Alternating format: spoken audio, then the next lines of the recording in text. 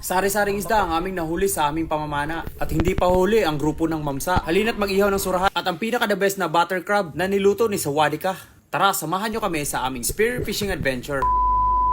What's up mga ka-adventure? Ngayong araw hunting tayo ng mga crabs. At itatry din natin hanapin yung mga grupo ng surahan. Unang crab sa araw na to, basta na'y kulamoy, kajaboy. Uy, gapakahoy-kahoy.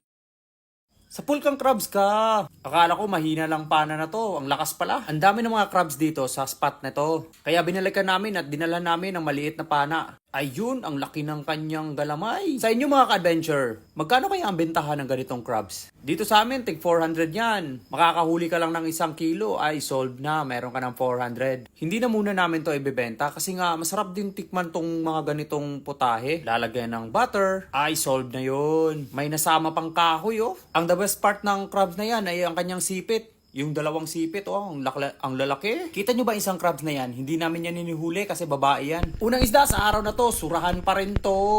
Oy, meron pang pawikan, oh. Sa pool kang surahan ka. Grabe, nitulilik. At meron pang labahitang tumingin sa atin. Kung gusto nyo ng mga ganitong content, follow na kayo sa ating page. Meron tayong iba't ibang klaseng adventure. Meron tayong spear fishing, bubu fish trap, at iba pa, basta tungkol sa fishing.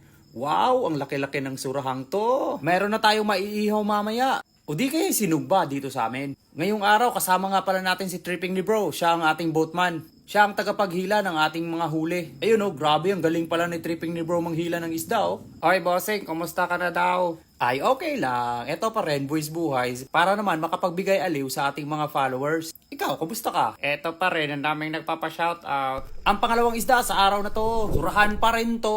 Oh, ang daming labahita oh. Kahit saan ako tumingin, labahita yung nakikita ko. Oy bossing, ikaw na muna mag-shoutout. Ha?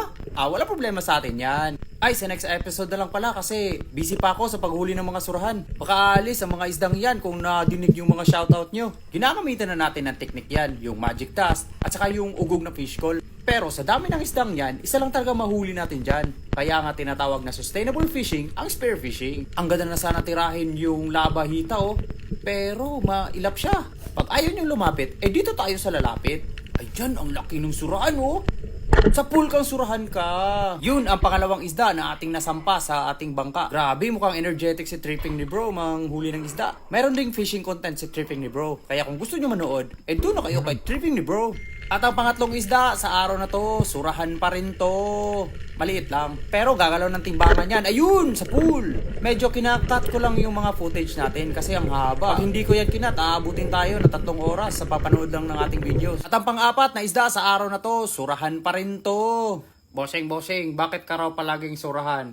Wala na kasing isda dito sa atin. Surahan na lang nagpapakita. Alam nga naman, mamili tayo ng wala. Yan bossing, may dadaan na bayang dyan. Uy, may bayang! Pero hindi natin target yan. Kasi ang lakas daw yan kumain ng may pagka James Bond din ng surahan na to. Ayun sa pool! Malakas daw yun kumain ng itats. Ang bossing? Yung bayang, pero sabi lang nila. Nung nakahuli ako ng bayang, ang sarap talaga ihawin yun. Lalagyan natin ng lemongrass yung kanyang tiyan. Ay, the best, ang bango nun. Sige bossing, bigyan mo ako ha. At ang panghuling isda sa araw na to, surahan pa rin to.